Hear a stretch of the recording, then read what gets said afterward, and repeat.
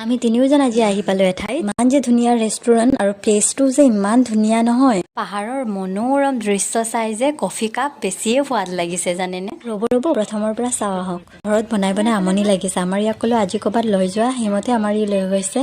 ক'ৰবাত কাৰণ একেৰাহে ঘৰতে বনোৱা মেলোৱা ওলাইও যোৱা নাই আমাৰ স্কুলো বন্ধ সেইকাৰণে আজি ওলাই আহিলো আমি একদম ধুনীয়া জেগা এটা ভিডিঅ'টো শেষলৈকে চাই থাকক গম পাব আমি ক'ত গৈ আছো আমি থাকো আলিকাক নামৰ গাঁও যিখন গাঁও একদম দাঁতিকাষৰীয়াই গাঁও হয় অৰুণাচলৰ সীমাতেই লাগি আছে গতিকে আমি পাহাৰ উপভোগ কৰিম বুলি ভাবিলেই আহি যাব পাৰোঁ কিন্তু সময়ৰ নাটনি আমাৰ ডিউটিত বিজি থাকে মই ইফালে ল'ৰাক লৈ স্কুলত বিজি থাকোঁ কিন্তু যেতিয়াই সময় পাওঁ এনেকুৱাকৈ আমি ওলাই আহোঁ চাইছেনে ইমান ধুনীয়া মানে পাহাৰখন একদম ওচৰতে মালিনী থানো এইখন পাহাৰতেই আছে আৰু আমি আহি পালোঁ এখন ধুনীয়া ৰেষ্টুৰেণ্ট যাৰ নাম হৈছে মিতা ৰিচৰ্ট ছোৱালী কালৰে পৰা মই যে পাহাৰ ইমান ভাল পাওঁ নীলা নীলা আকাশক চুবলৈ বিচৰা সেউজীয়া পাহাৰৰ শীৰ্ষবোৰ চাই যে দৃশ্যটো ইমান ভাল লাগে আৰু মোৰ ল'ৰাৰ কথা শুনিছেনে সি হেনো ইয়াতেই থাকিব সিও যে পাহাৰ বহুত ভাল পায় সৰুৰ পৰাই সি পাহাৰেই দেখিছে কাৰণ আমাৰ ইয়াৰ জন্মৰ